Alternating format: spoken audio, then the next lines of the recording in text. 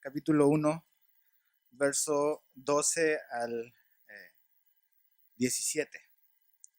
Dice: doy gracias al que me fortaleció, a Cristo Jesús, Señor nuestro, porque me tuvo por fiel poniéndome en el ministerio, habiendo yo sido antes blasfemo, perseguidor e injuriador, mas fui recibido a misericordia, porque lo hice por ignorancia, en incredulidad.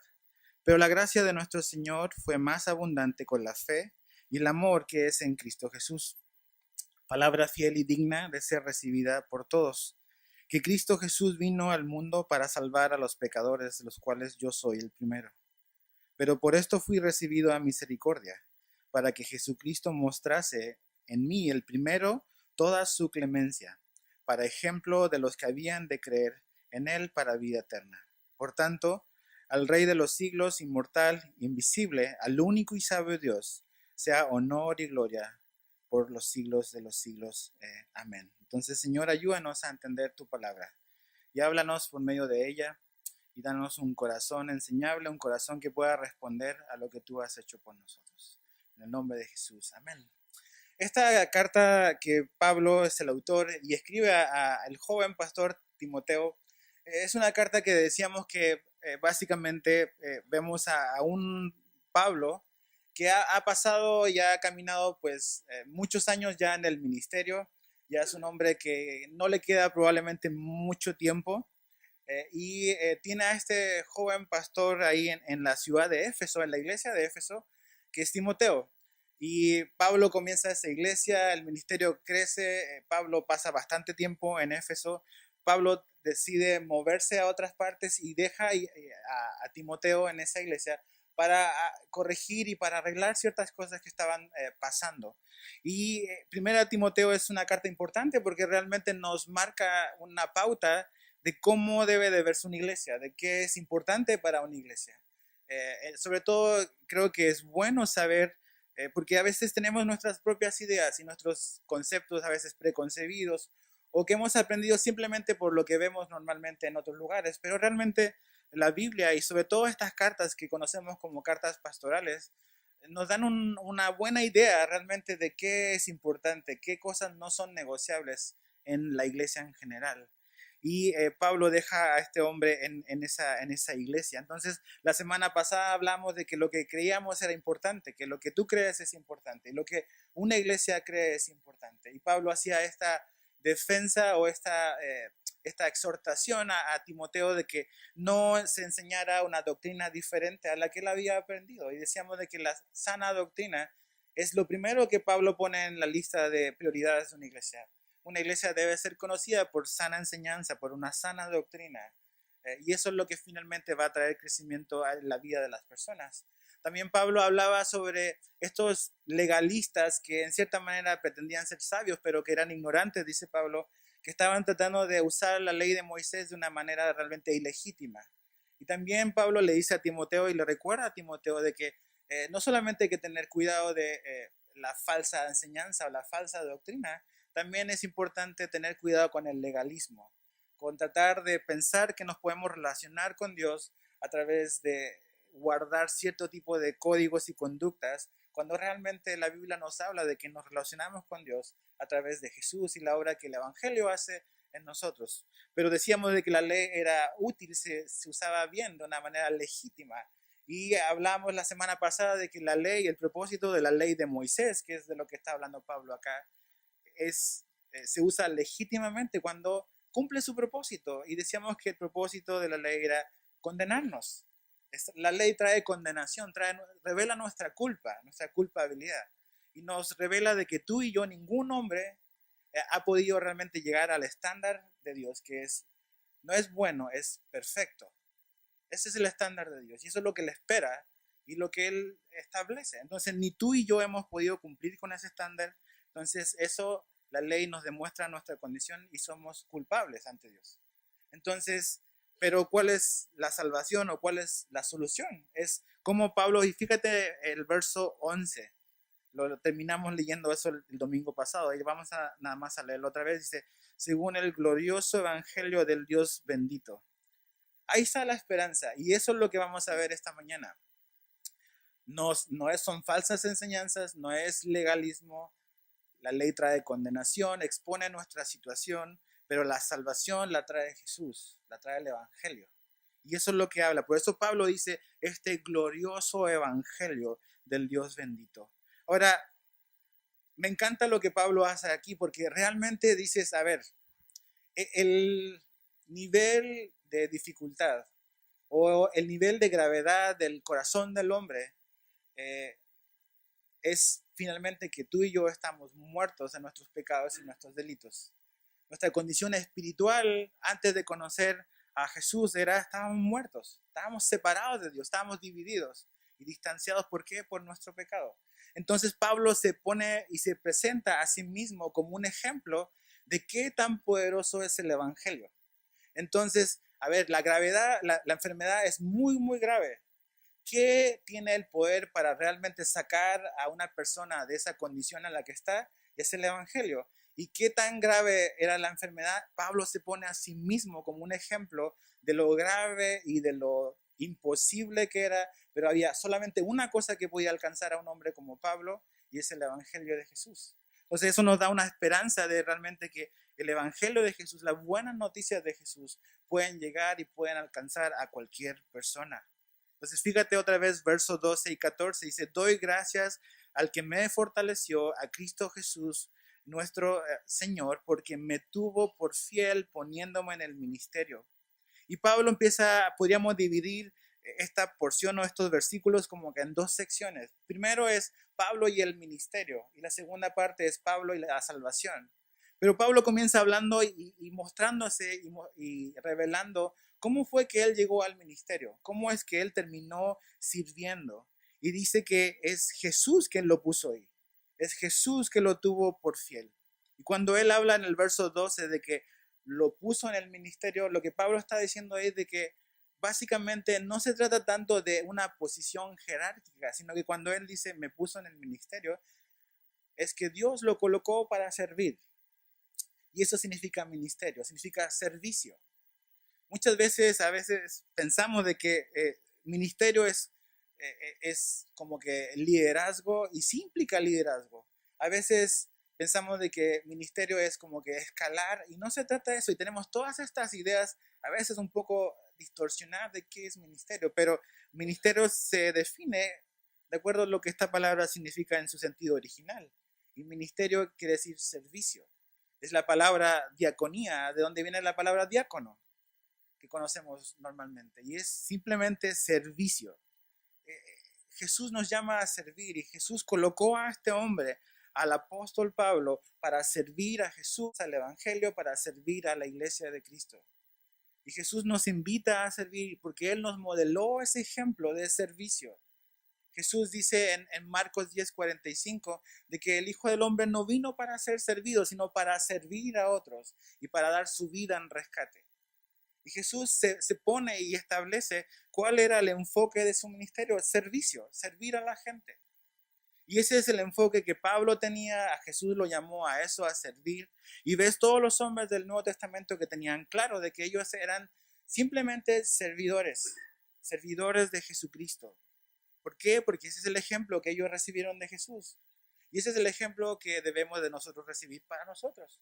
No estatus, no prestigio, no privilegios. Sí hay privilegios relacionados, pero no son los que a veces pensamos. Pero no se trata de un estatus o de escalar, o este asunto como esta figura un poco como piramidal de que todos trabajan lo de abajo para el que está arriba. Realmente el modelo bíblico es al revés, es una pirámide invertida.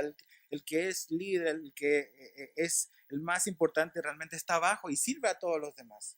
Y esa es la mentalidad, la enseñanza de Jesús. Y cuando Pablo empieza a pensar en la fidelidad de Dios, en haberlo, no solamente haberlo salvado, sino haberle dado un propósito para su vida, él dice, doy gracias. Es un hombre que tiene una profunda gratitud por lo que Jesús ha hecho con él y una profunda gratitud por donde lo ha puesto Jesús.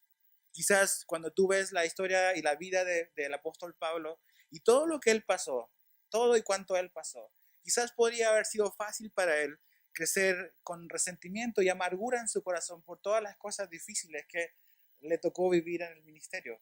Pero nunca ves esa actitud en su corazón. Es un hombre, a pesar de todo el tiempo y de todo lo que él ha vivido, siempre hay gratitud en su corazón por el propósito, por el plan de Dios para su vida. Y dice, al que me fortaleció, y eso quiere decir al que me capacitó. Jesús no solamente lo llamó a Pablo para que estuviese en el servicio de Jesús, en el servicio de la iglesia, Jesús también lo capacitó. Y eso es algo importante. Cuando Dios te llama a servirle, créeme que Él te va a capacitar para que le sirvas. Como a veces decimos regularmente, Dios no llama a los capacitados, sino que capacita a los llamados. Y eso es un ejemplo en la vida de Pablo, que realmente él no entra en ninguna de las probabilidades para ser un hombre elegido para la tarea que él fue elegido finalmente. Y vemos la obra y la fidelidad de Dios, y eso hace que él sea un hombre agradecido. ¿Estás agradecido con Jesús, con las oportunidades que Él te ha dado para servirle a Él, para servir a su gente? ¿Eres un hombre agradecido o ya lo das por sentado? Nada más haces las cosas mecánicamente y por inercia. Y no digo únicamente servir dentro de una iglesia en particular, sino que Dios te ha puesto para servir y para servirnos unos a otros. Puedes servir a tu familia, puedes servir dentro de tu matrimonio, a tu esposa, a tus hijos. Puedes servir a tus compañeros de trabajo. Esa debiese de ser siempre realmente nuestra manera de pensar. Pablo dice en Filipenses de que el mismo sentir que hubo en Cristo debe de haber en nosotros. La misma mente de Jesús debe estar en nosotros. Y la mente de Jesús fue servir a los demás. No pensar en sí mismo, sino pensar en los demás. Y fíjate lo asombroso que dice Pablo en el verso 12. Dice, porque me tuvo por fiel. Eso quiere decir, Pablo, de que fui digno de confianza para Dios, que me encargó el ministerio, me encargó y me dio la oportunidad de servir. Y esto es algo bien importante. El ejemplo y la vida de Pablo es una buena demostración de que el ministerio no es para los que se portan bien, ni es porque haces méritos, es únicamente por la gracia de Dios. El ministerio es una oportunidad que Dios nos da para servirle únicamente por su gracia. No porque te portaste bien o porque tienes una hoja intachable de tu vida. Y vamos a ver que Pablo habla de eso. Sino simplemente por la gracia de Dios. Lo tuvo por fiel. Fue un hombre que Jesús dijo, pues, tiene mi confianza. Dices, ¿cómo? O sea, ¿qué méritos había hecho Pablo para que Jesús dijese y lo viese como alguien en el cual podía confiar? ¿Cuál era su hoja de antecedentes? ¿Qué tan confiable era? Como vamos a checar tu currículum, Pablo. Imagínate, ya sabes, ¿no? Cuando andas buscando trabajo, salen los anuncios de se ofrece esto y este es el perfil de la gente que andamos buscando, que sepa inglés, que tenga experiencia, no sé, un montón de quizás de condiciones y requisitos que se necesitan para obtener un buen trabajo. Imagínate la convocatoria de Dios para predicar el evangelio y llevar el evangelio a todo el mundo. Y a ver, y entonces viene Pablo a una entrevista, ¿no? Entonces le dice, a ver, queremos conocer tus antecedentes. O si aquí viniese un hombre y dijese, ¿sabes qué? Quiero ser el pastor de la iglesia o quiero servir en la iglesia. Entonces estamos con Marcelino ahí como en la junta, en la entrevista. Entonces, a ver, dinos 3 cosas de tu pasado. No, pues era perseguidor, era blasfemador y era injuriador. Entonces así como que nos quedamos mirando con Marce y, Marce, ¿alguna pregunta? Así. ¿Qué fue? O sea, cómo un hombre como Saulo puede terminar siendo una persona útil para los propósitos de Jesús? ¿Te das cuenta? Dice, me tuvo por fiel. ¿Cuál era el currículum o como dice Marce, el ridiculum de Pablo, de Saulo? ¿Qué méritos había en él como para que Jesús dijera, vamos, tú sí? Y ves cómo él se ve a sí mismo, qué tan confiable es. Dice, yo era un blasfemo, yo era un perseguidor, yo era un injuriador. Eso es lo que era, eso es lo que fui. La palabra blasfemo quiere decir difamar. quiere decir maldecir. Pablo era un hombre que difamaba la causa de Jesús. Difamó a Jesús, Pablo. Blasfemó en contra de su nombre. Blasfemó el nombre de Jesús. También dice, y él se reconoce a sí mismo como un perseguidor. Fue un hombre que sistemáticamente acosó a la iglesia de Cristo, a los seguidores de Jesús, sistemáticamente. Era un hombre que dice la Biblia y dice Hechos, cuando él habla en capítulo 9, capítulo 22 y capítulo 26 de Hechos, donde él relata su conversión. En una de esas alusiones a su conversión, él dice que él respiraba literalmente muerte y amenazas. O sea, era un hombre que tenía una pasión y un celo, pero como dice Pablo, sin conocimiento. Y a lo mejor así puedes estar tú hoy. Estar súper convencido, hacer mucha propaganda en lo que crees, pero puedes estar equivocado. Puedes tener celo, puedes ser sincero, puedes ser honesto, pero puedes estar equivocado. O puedes estar siendo engañado, como Pablo lo estaba. Y este hombre que como dice acá, blasfemó o difamó a la iglesia de Jesús. Este hombre que acosó a la iglesia de Jesús. Este hombre que estorbó y trató de estorbar a la iglesia de Cristo es el nombre que finalmente Jesús termina eligiendo para hacer quizás más que cualquier otro hombre que ha existido en la historia de la iglesia por la causa de Jesús.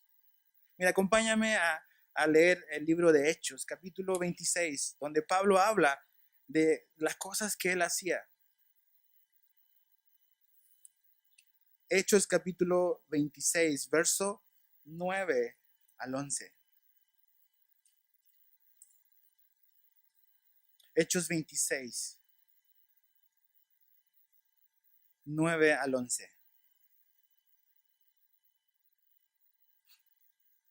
Dice, yo ciertamente había creído mi deber hacer muchas cosas contra el nombre de Jesús de Nazaret, lo cual también hice en Jerusalén.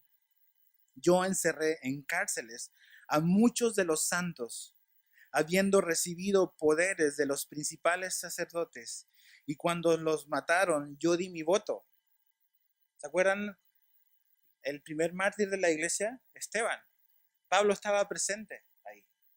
Él fue cómplice en la muerte del primer mártir. Yo di mi voto.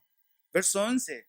Y muchas veces castigándolos. Fíjate la intensidad de este hombre y la maldad. Castigándolos en todas las sinagogas, los forcé a blasfemar.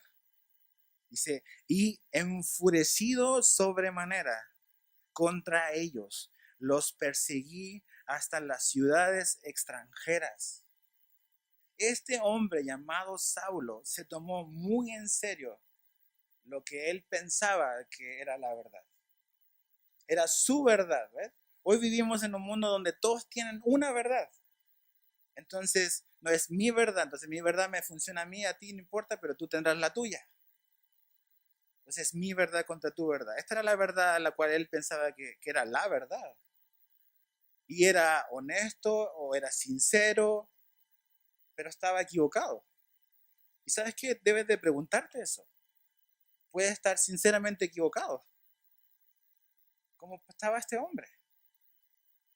Y fíjate, o sea, dice, castigándolos, realmente habla, porque la palabra que dice acá, injuriador, cuando él habla de injuriador, es una palabra que a lo mejor en tu versión de la Biblia, si tienes otra versión, puede decir insolente. Pero esa palabra injuriador o insolente habla no solamente de una violencia verbal, sino que también habla de una violencia física. Ese es el sentido original de esa palabra. Y Pablo está tratando de graficar así bien claramente, o sea, qué era lo que él hacía. Y como vemos acá, dice que los obligó a blasfemar, no solamente a hombres, puedes leer su conversión, también a mujeres. Pablo era el anticristo del libro de Hechos. Eso es lo que hacía, odiaba a Jesús, odiaba a los cristianos. Y tú dices, un hombre como ese jamás va a poder ser salvo. Y a lo mejor estás así hoy en día. No, esa persona nunca va a poder conocer a Jesús porque mira cómo es. Y sabes que Pablo se está presentando a sí mismo como un ejemplo de lo que la gracia de Dios puede hacer en la vida de una persona. De que no hay nadie tan lejos de Jesús como para que Él no lo pueda salvar. Que nadie tiene el corazón lo suficientemente duro como para que el Evangelio no pueda hacer un trabajo adentro. Ese era este hombre, Saulo. Pero así de intenso y apasionado era. Imagínate. Con razón. ¿Te imaginas cuando Dios manda a Ananías para que ore por Saulo? ¿Se acuerdan de esa parte? Y le dice, hermano Saulo. ¿Te imaginas? Hermano Saulo. Así como que no sé qué me va a hacer, si va a sacar el sable y me va a mochar la cabeza. Porque era el terror de las iglesias en el libro de los Hechos. Era el terror de las iglesias. Los hermanos le tenían realmente bastante miedo y con razón. ¿Por qué Pablo hacía eso? Fíjate, volvamos a 1 de Timoteo, verso 13. Habiendo yo sido antes blasfemo, perseguidor e injuriador, más, dice, fui recibido a misericordia porque lo hice por ignorancia en incredulidad. Pablo era un hombre que tenía pasión, que tenía intensidad, que tenía compromiso con su causa, pero era un hombre ignorante. Intensidad, propósito, puede ser bueno, pero si no estás en la verdad no te va a servir de nada. Así era este hombre, era ignorante. La ignorancia de un hombre sin fe, la ignorancia de un hombre que no ha visto y que no ha conocido a Jesús. Ignorancia. Así era este hombre. Y no es así como que, o sea, realmente él creía estar en la verdad. Y le faltaba y necesitaba tener ese encuentro con Jesús. Necesitaba conocer la verdad. Jesús dijo que Él es la verdad, que Él es el camino, que Él es la vida. Y si queremos ir al Padre, si queremos ir a Dios, Jesús es el único camino. Puedes intentar y puedes probar un montón de cosas para obtener paz, para poder estar tranquilo, pero solo Jesús nos puede llevar a Dios. Solo Jesús puede perdonar nuestros pecados. Solo Jesús nos puede reconciliar con Dios. Puedes probar filosofías, sistemas de creencias, los que quieras, pero ninguno de ellos te va a reconciliar con Dios. Solo Jesús. Y este hombre pensaba que él estaba en la verdad. Friedrich Nietzsche, el filósofo alemán y ateo, dijo lo siguiente. Dice, si podéis probarme que Dios existe, tanto menos creería en Él.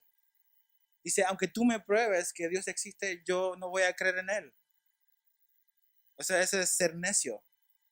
A pesar de las evidencias, a pesar de las pruebas, Nietzsche decía, yo no voy a creer aunque me demuestren de que Él existe. Pablo no era así, ¿ves? Él era ignorante. Pero cuando Jesús se le reveló a su vida, él creyó. Él creyó.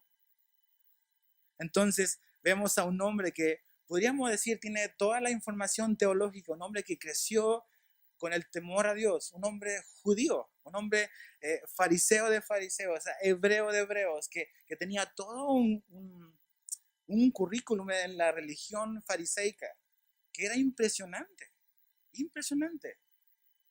Cuando, mira, de hecho vamos ahí, vamos a leer Filipenses. El currículum que él tenía en su religión o en sus creencias. Filipenses, capítulo 3.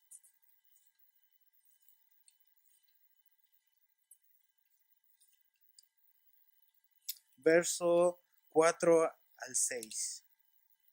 Fíjate el pasado de Pablo. Dice, aunque yo, Filipenses 3, 4 al 6, dice, aunque yo tengo también de qué confiar en la carne. Si alguno piensa de que tiene de qué confiar en la carne, yo más.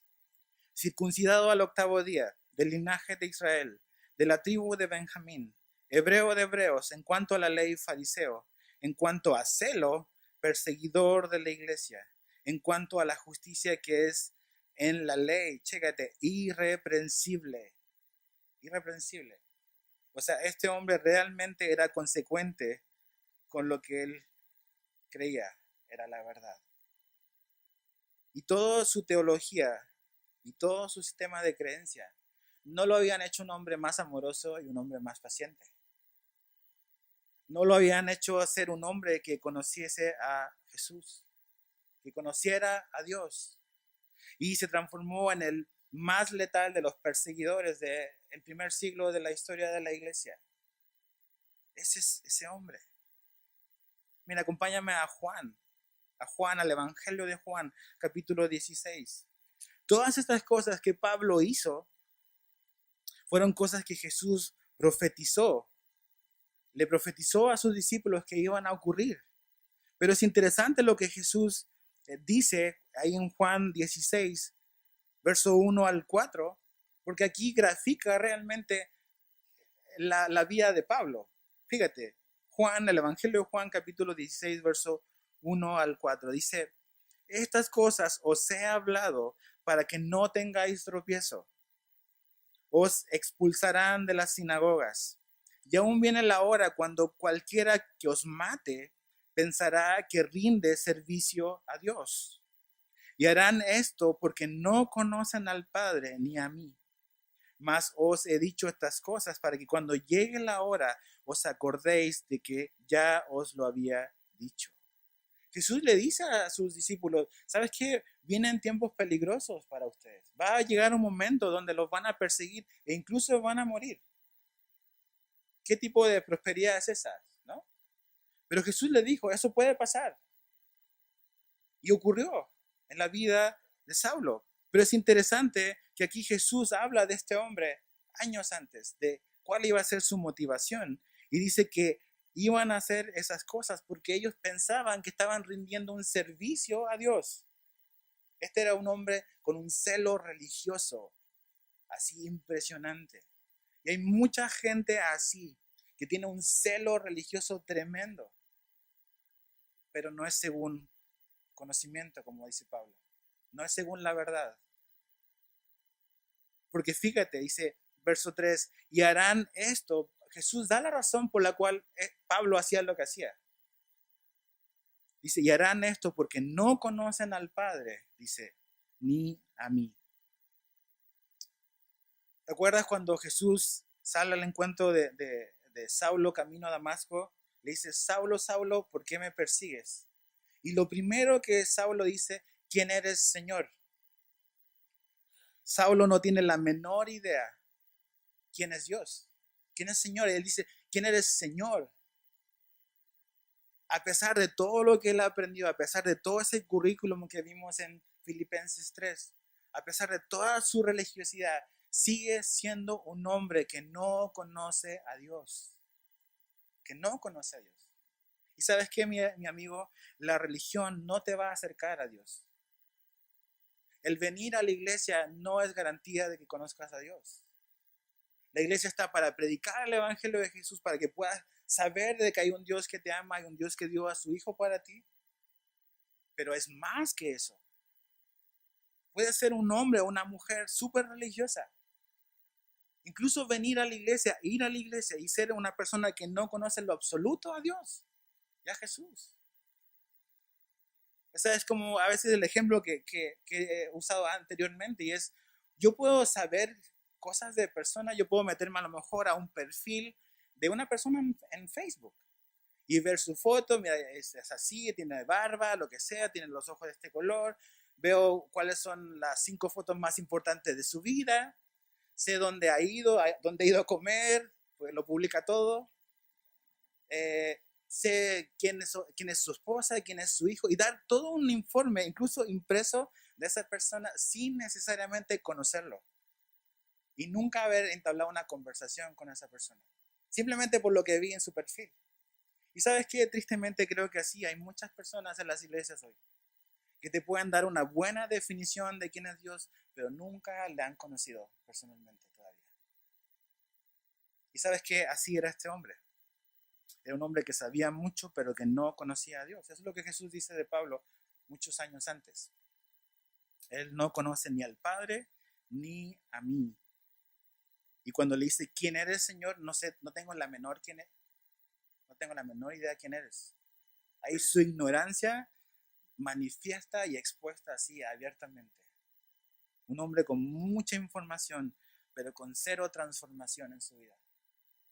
Un hombre lleno de odio, lleno de odio. Y él pensaba que le estaba haciendo un favor a Dios. Y a lo mejor así estás tú hoy. Eres una persona que a lo mejor como Pablo, que a lo mejor no saca su espada, pero saca su lengua. Empieza a cortar cabezas nada más, juzgando, condenando. Y piensas que le estás haciendo un favor a Dios. Y no has conocido a Dios. Y estás a lo mejor perjudicando la causa de Dios. ¿Ves? Vivir una vida moral, vivir una vida religiosa o incluso una vida espiritual. E igual te pierdes la eternidad con Jesús. Como este hombre. Saulo iba derechito al infierno. A pesar de ser un hombre apasionado, intenso, con celo por las cosas de Dios, haber sido criado en un hogar con el temor de Dios, Saulo iba caminito al infierno porque no conocía a Jesús. Era simplemente un hombre religioso, pero Jesús tuvo misericordia de él. Y ese es el Evangelio. La misericordia de Dios hacia los pecadores como nosotros, como Saulo, como tú y yo. Un hombre con celo, pero equivocado. Un hombre con celo, pero engañado. Así estaba este hombre. ¿Pero qué pasó en su vida? Fíjate al final del verso 13, mas fui recibido a misericordia. Verso 14, pero la gracia de nuestro Señor fue más abundante con la fe y el amor que es en Cristo Jesús. La misericordia y la gracia de Jesús. Pablo dice, era tremendo y estaba tan engañado, tan perdido. Pensaba que le estaba haciendo un favor a Dios y estaba yendo en contra de Dios. Dice, pero ¿sabes qué? No fue lo que me alcanzó y lo que me quebró y lo que me salvó.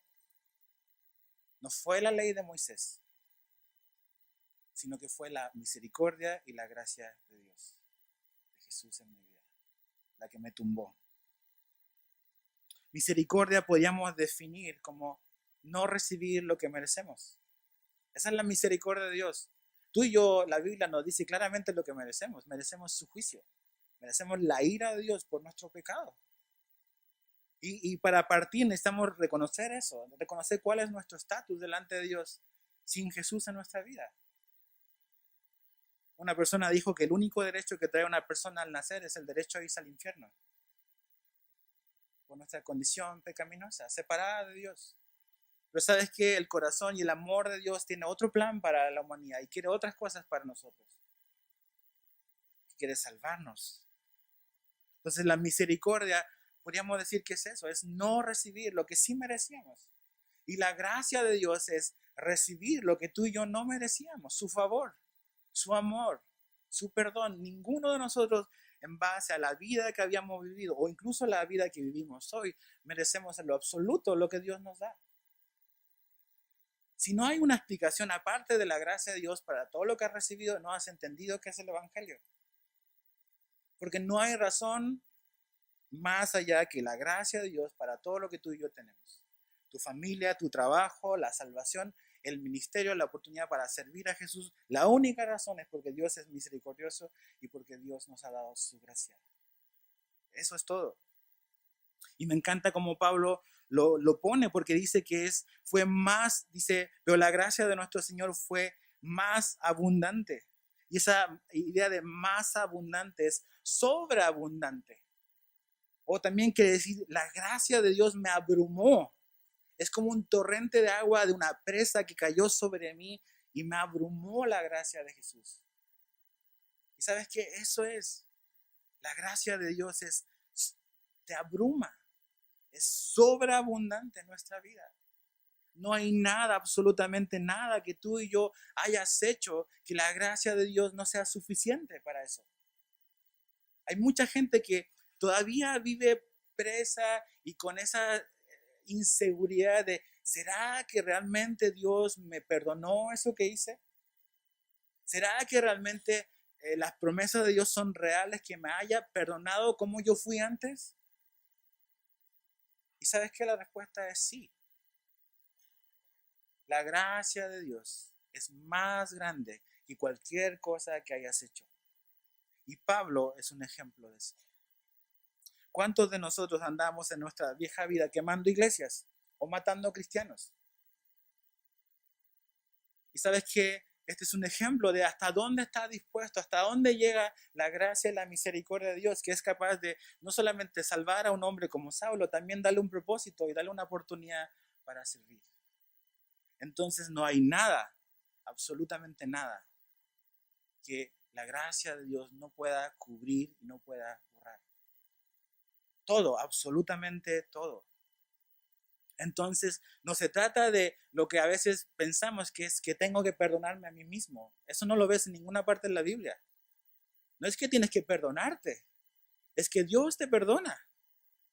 Y es Él al que debemos de pedirle perdón, porque ofendimos a un Dios justo, santo, perfecto. Y cuando Él te dice, te ve perdonado, ya Él te perdonó. No tienes por qué seguir cargando con eso, que será, que no será. ¿Y por qué estamos seguros de eso? Porque Jesús perdonó a un hombre como Saulo. Por eso estamos seguros de que Jesús también te puede perdonar a ti. Y que te ha perdonado. Si tú has venido a Jesús y te has arrepentido y has conocido el Evangelio de Jesús, tienes que dejar tu pasado y lo que hiciste a dónde está, en el pasado.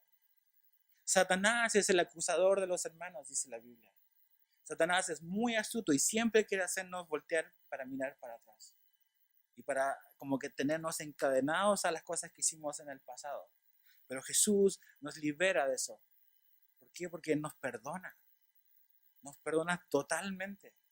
Y si Él decidió en su gracia y en su misericordia perdonarnos, tú no tienes ningún derecho a volver a traer eso a la mesa. No tenemos ningún derecho de hacer eso. Él te ha perdonado, Él te ama. Si te arrepentiste y le confesaste eso al Señor, déjalo ahí, Él ya se olvidó de eso. Esa es la gracia de Dios, es la misericordia de Dios. Pero esas misericordias y esa gracia de Dios no es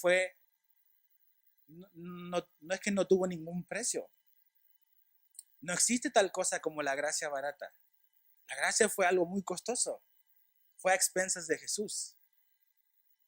A ti y a mí no nos costó nada, pero a Dios le costó su Hijo. Entonces no es así como que Dios dice, ya vamos a hacernos los desentendidos, como que aquí como que no pasó nada y ya no importa. No, sí, pasó algo. Tuvo que pasar algo para que eso horrendo y nuestro pasado dejase de tenernos prisioneros. Y es que Jesús tuvo que morir. ¿Ves? La gracia y la misericordia son las riquezas de Dios para nosotros a expensas de Jesús. ¿Ves? Jesús tuvo que pagar, Jesús tuvo que morir, Jesús tuvo que sufrir una muerte brutal para que tú y yo podamos disfrutar y poder ser beneficiados de su gracia, el favor inmerecido de Dios, para que tú y yo no recibamos lo que merecíamos, que era el castigo eterno, la misericordia de Dios. Jesús tuvo que morir. Y ese es el Evangelio. Entonces, si este Evangelio tan poderoso y tan asombroso, como dice Pablo, ¿por qué estamos perdiendo tiempo en otras enseñanzas? Dice Pablo. ¿Por qué la iglesia no se está enseñando el Evangelio y están con genealogías y rollos así? ¿Por qué están enseñando en la iglesia el legalismo de que es por lo que tú haces que Dios te va a recibir y te va a aceptar? Este es el glorioso Evangelio del Dios bendito, como dice. Y puedo dar fe porque el Evangelio me salvó a mí, dice Pablo. Y yo soy un ejemplo y un testimonio de lo que el Evangelio es capaz de hacer. El legalismo no va a salvar y no va a transformar a nadie. Filosofías de hombre no van a transformar y no van a salvar a absolutamente a nadie. Quizás te van a hacer sentir un poco mejor, pero con un poco mejor te vas a perder el cielo por 3 metros, pero te lo perdiste igual. La distancia es lo mismo, te lo perdiste. Entonces, es Jesús, es el Evangelio. Por eso son buenas noticias. Me encanta esta historia. Porque ese es el Evangelio. Hoy hemos hecho del Evangelio otra cosa. De que pórtate bien y haz esto. Y si haces esto, Dios te va a amar. Eso no es el Evangelio. Eso es moralismo. Y por ser una persona moral no vas a llegar al cielo. Pablo habla de eso en el libro de Romanos. El más abierto y descarado pecador está destituido de la gloria de Dios. El moralista también está destituido de la gloria de Dios. El religioso que cree que enseña algo y no lo vive también está destituido de la gloria de Dios, dice Pablo en los primeros capítulos de Romanos. Pablo llega a la conclusión y dice, todos hemos quedado cortos y estamos destituidos de la gloria de Dios. No hay un solo justo. Dice, yo no soy tan malo como Pablo. Pues a lo mejor espero. Si no me daría miedo saludarte, pero no. Pero ¿sabes qué? La Biblia dice, no hay un solo justo. Romanos 3:10. Ni uno. Después en ese mismo capítulo más abajo, Pablo dice, todos pecaron. Por cuanto todos pecaron, todos estamos destituidos de la gloria de Dios. Entonces estamos contra la espada y la pared. Y si no has conocido a Jesús, si no has rendido tu vida a Jesús, estás así. Y Dios, por su pura gracia y misericordia, aún te ha dado vida para que puedas arrepentirte y puedas conocerle y aceptar el regalo de la salvación que es solo en Jesucristo. Por eso es el Evangelio y por eso dice Pablo, yo no me avergüenzo del Evangelio porque es poder para salvación. ¿Sabes qué? Eso es la gracia de Dios. La gracia de Dios es algo que creemos es tan importante. Y en esta iglesia creemos mucho en la gracia de Dios. No, a veces tendemos con los años a transformarnos, a veces en nuestros años de caminar con Jesús, en personas legalistas, en personas que no tenemos misericordia por los demás, que nada más somos como policías, buscando quién está haciendo lo malo. Y no hemos entendido que tú y yo no hemos sido llamados a ser policías, sino como bien dice el pastor Chuck Smith, tú y yo hemos sido llamados a ser paramédicos, a restaurar al que está así, quebrado por el pecado. No andar buscando responsables, eso se ve más adelante. Pero primero hemos sido llamados a restaurar y la gracia de Dios tiene el poder para hacer eso.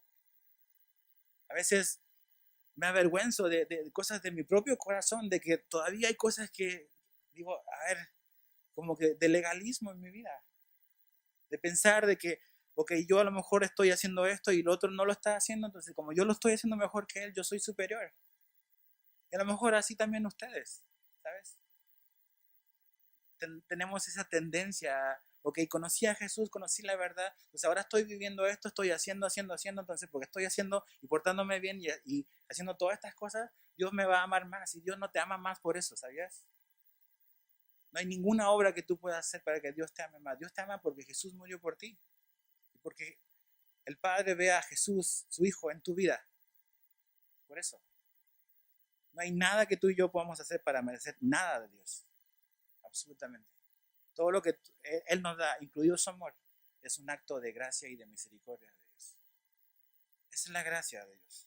Y esa fue la gracia que sorprendió a este hombre, legalista y lleno de ira.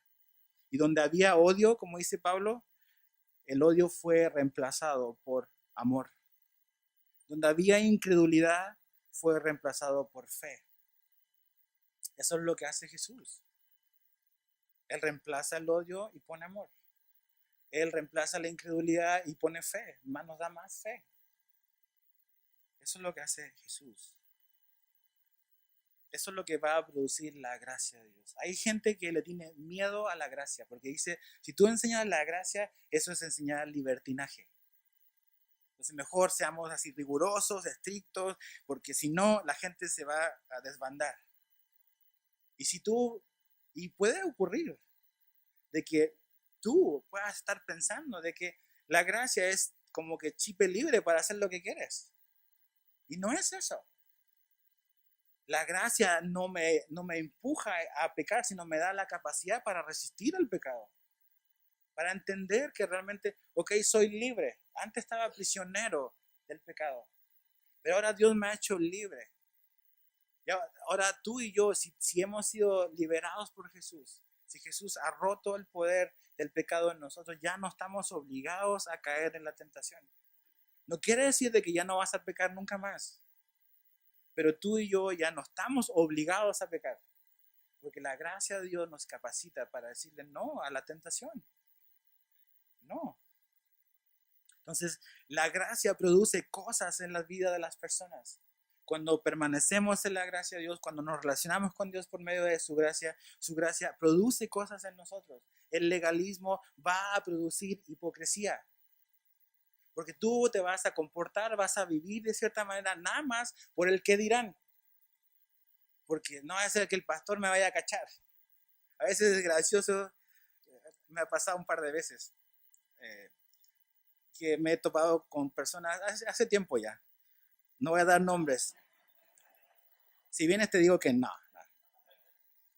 Con personas que, por ejemplo, están en la calle y están con su cigarro en la mano. Y me vieron y así. Entonces yo a propósito pues me acerco. Así como que me tardo. Y ahí, ¿cómo estás? Y así empieza de repente a salir el humo. Y ya ni modo, no tienen que sacar el cigarro.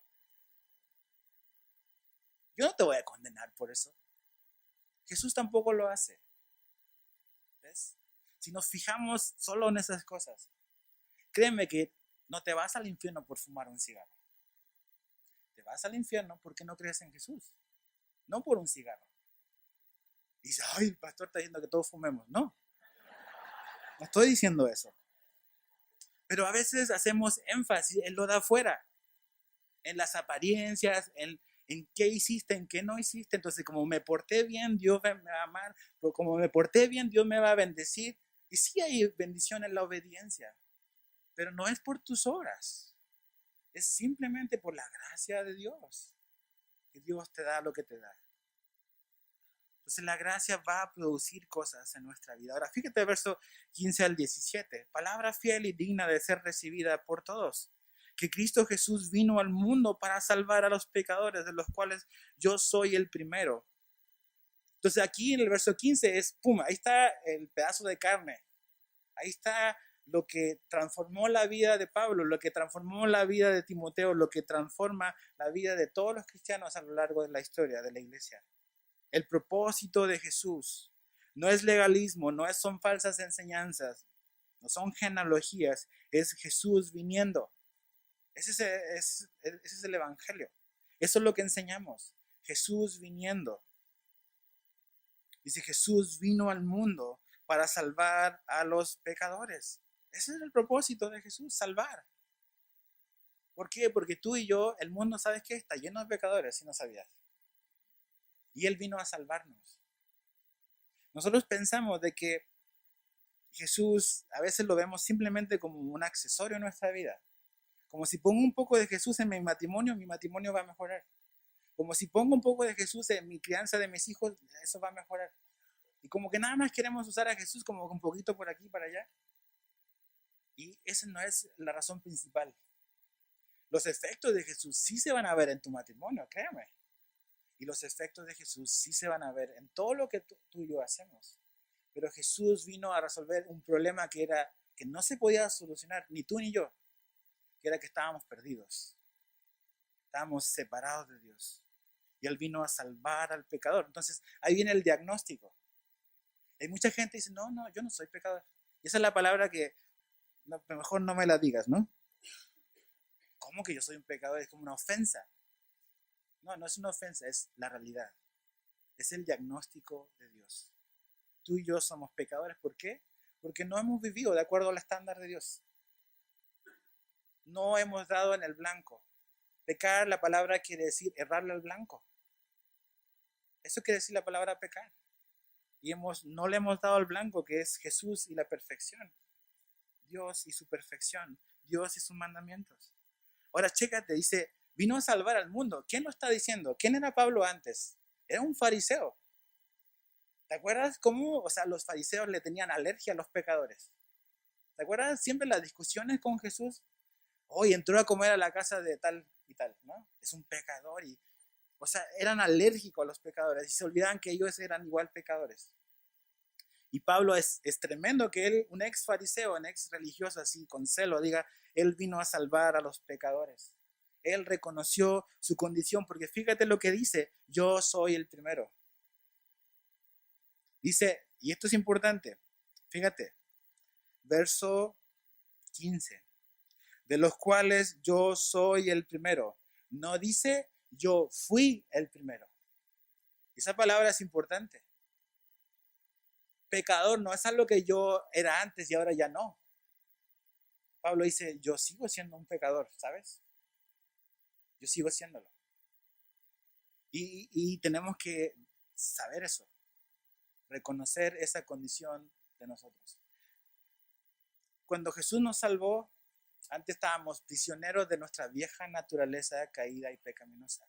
Ahora hay una nueva naturaleza, está el Espíritu de Dios obrando. Pero la vieja naturaleza sigue estando presente, no ha sido suprimida completamente. El pecado y nuestra naturaleza totalmente caída va a ser suprimida cuando seamos glorificados, cuando estemos con Jesús. Entonces, nuestra vieja naturaleza aún nos va a hacer tropezar y aún nos va a hacer pecar a veces. Entonces dice Pablo, yo soy el primero. No es yo fui el primero, como algo del pasado y como que ahora llegué a un nivel donde ya miro a todos los demás así como para abajo.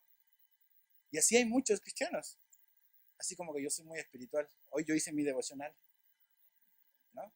Hoy sí fue a la iglesia, ¿y tú? ¿Qué onda? Y así, como que con esa actitud.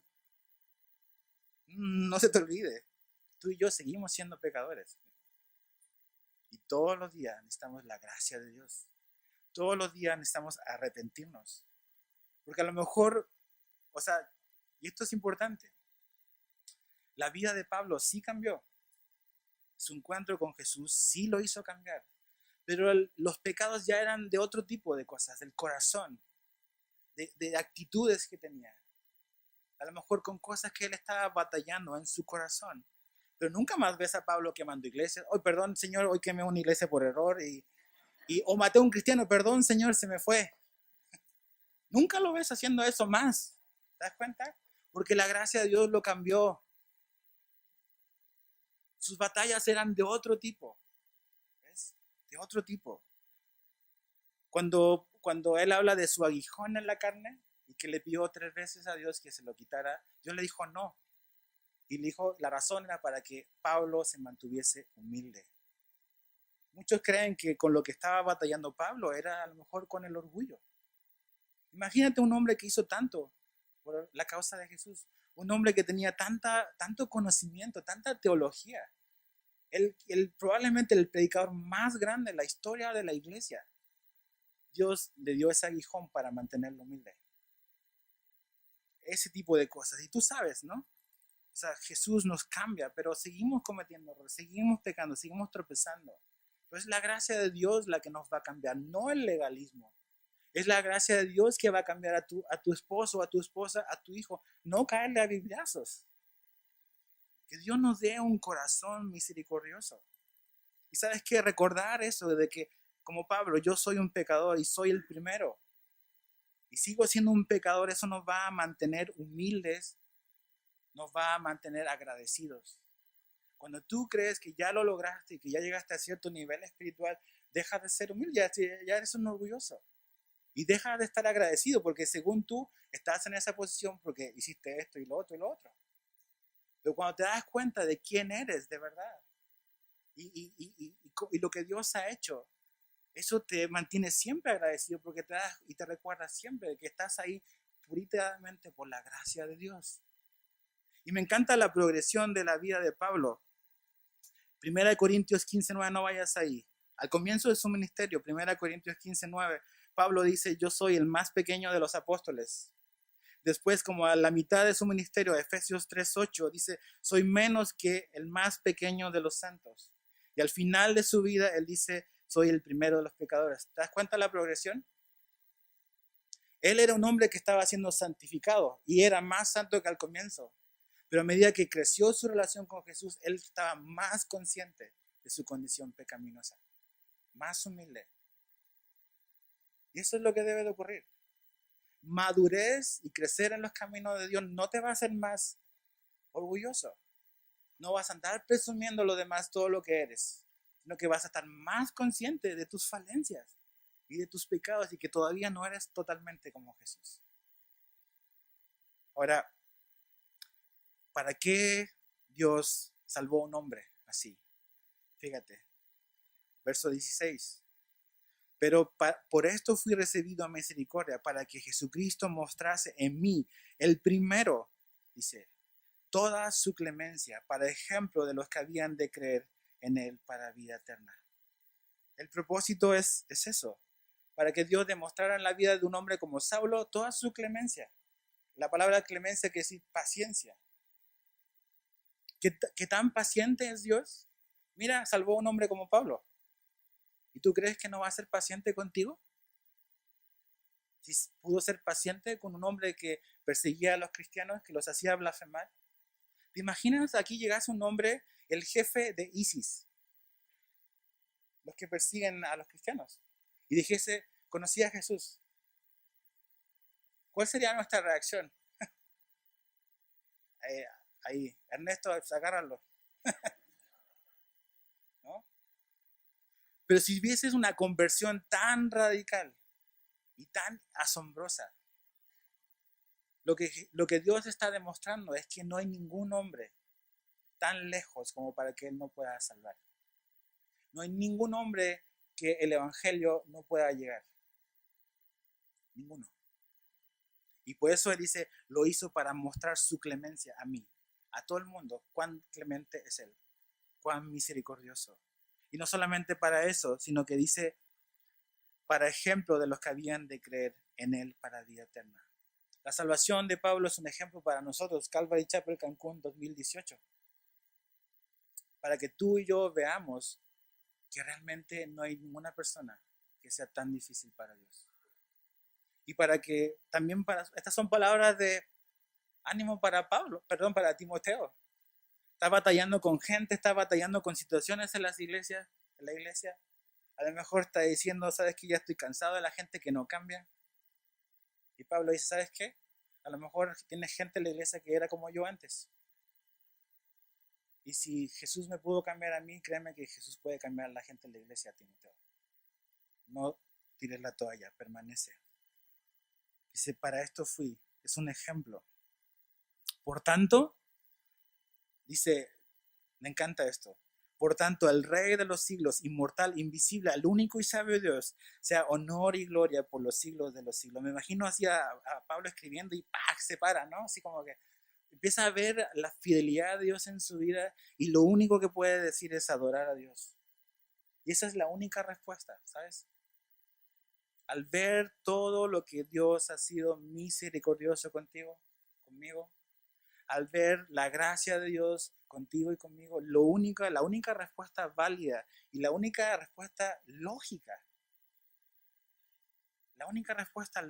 es responder así, adorar a Dios, al Rey de los siglos, al Dios soberano, invisible, único y sabio. Por eso cantamos, por eso vivimos la vida, la forma en la que vivimos los días de semana. Y ¿sabes qué? Debemos de mantener eso en nuestra mente. No estamos forzados o obligados. Vivimos vidas que adoran a Dios porque es una respuesta a la misericordia y a la gracia de Dios. No por ganar la gracia y misericordia de Dios. Eso ya lo tenemos. Entonces yo voy a decir no a la tentación, yo voy a vivir de esa manera, yo voy a tratar a mi esposa de esta manera, yo voy a tratar a mi esposo de esta manera, yo voy a tratar a mis hijos de esta manera, yo voy a vivir en mi trabajo y voy a servir de esta manera, no porque quiero la bendición de Dios, sino porque Él ya me ha dado su misericordia y su gracia. Y esa es razón suficiente para vivir eternamente alabando a Dios y adorando a Dios. Pablo termina así. No es simplemente como que le dice a la secretaria, a ver, pone una frase bonita como para terminar ahí, a ver, para que todos digan amén. Dice, o sea, yo lo vi en mi vida, dice Saulo. Veo y entiendo que la gracia de Dios es suficiente. Ahora, ¿qué vamos a hacer con eso? Con la gracia de Dios. ¿Nos las vamos a quedar nada más y, pues yo soy el beneficiado? Sí, eres el beneficiado.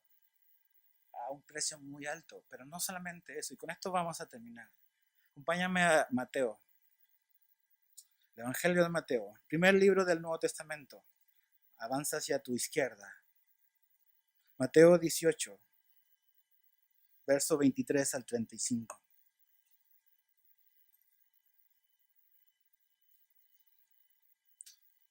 Mateo 18, verso 23 al 35 dice, por lo cual el reino de los cielos es semejante a un rey que quiso hacer cuentas con sus siervos. Y comenzando a hacer cuentas, le fue presentado uno que le debía 10,000 talentos. A este, como no pudo pagar, ordenó a su señor venderle y a su mujer e hijos y todo lo que tenía para que se le pagase la deuda. Entonces aquel siervo postrado le suplicaba diciendo: Señor, ten paciencia conmigo y yo te lo pagaré todo. El señor de aquel siervo, movido a misericordia, le soltó y le perdonó la deuda. Pero saliendo aquel siervo halló a uno de sus consiervos que le debía 100 denarios, y haciendo de él le ahogaba, diciendo: págame lo que me debes. Entonces su consiervo, postrándose a sus pies, le rogaba diciendo: ten paciencia conmigo y yo te lo pagaré todo. Mas él no quiso, sino fue y le echó en la cárcel hasta que pagase la deuda. Y viendo sus consiervos lo que pasaba, se entristecieron mucho y fueron y refirieron a su señor todo lo que había pasado. Entonces, llamándole su señor, le dijo: siervo malvado, toda aquella deuda te perdoné porque me rogaste. ¿No debías tú también tener misericordia con tu consiervo, como yo tuve misericordia de ti? Entonces su señor, enojado, le entregó a los verdugos hasta que pagase todo lo que le debía. Así también mi Padre Celestial hará con vosotros, si no perdonáis de todo corazón cada uno a su hermano sus ofensas. Ahí está. Dios ha sido misericordioso contigo. Dios te ha dado su gracia. ¿Por qué no se la das a tu prójimo? ¿Por qué te sigues aferrando a la ofensa? Y fíjate, no solamente decir: ok, voy a perdonar, hazlo de todo corazón, dice. O sea, deja eso ahí. La gracia de Dios es la razón por la cual tú y yo extendemos la gracia a otras personas. No porque se lo merecen, porque tú y yo no merecíamos su gracia. Entonces no es que esa persona no se merece que sea misericordioso. Esa persona me hizo esto, mi esposo, mi esposa me hizo esto. Mis hijos, mi mamá, en mi trabajo me hicieron esto. No se merecen. ¿Sabes qué? Es que no se trata de méritos. Se trata de que tú y yo hemos recibido su gracia. Y eso es argumento suficiente para que tú se la des a otro. Entonces, a lo mejor eres un hombre o una mujer que quizás va a salir y va a salir con el cuchillo de la Biblia a cortar orejas, siendo legalista. ¿Sabes qué? A lo mejor tu esposo en tu casa o tus hijos en tu casa necesitan ver otro reflejo de Jesús. Necesitan gracia, necesitan misericordia, necesitan amor. Jesús no te trató así para que tú trates así a los demás. Él nos dio su misericordia y su gracia cuando ninguno de nosotros la merecía. No es un asunto de méritos, es un asunto de obedecer y de simplemente dar lo que ya hemos recibido. Entonces, ahora, si no eres un creyente, acuérdate, aquí Jesús dijo, ¿sabes? Él vino a salvar al mundo. Si piensas de que te puedes relacionar con Dios a través de un sistema religioso, no se trata de eso. Se trata de Jesús. Se trata de su palabra. Necesitas venir a Jesús y recibirlo como un Salvador. Si ya eres un cristiano, necesitas crecer en la gracia y en la verdad de Dios. Necesitas parecerte y parecernos, y vamos a parecernos más a Jesús mientras le estamos conociendo. Su gracia nos va a transformar, su misericordia nos va a transformar. Vamos a permanecer en su palabra y Él va a hacer su obra por medio de su Espíritu. Entonces, que Dios nos dé corazones así, llenos de misericordia, llenos de gracia, porque eso es lo que recibimos de parte de Él.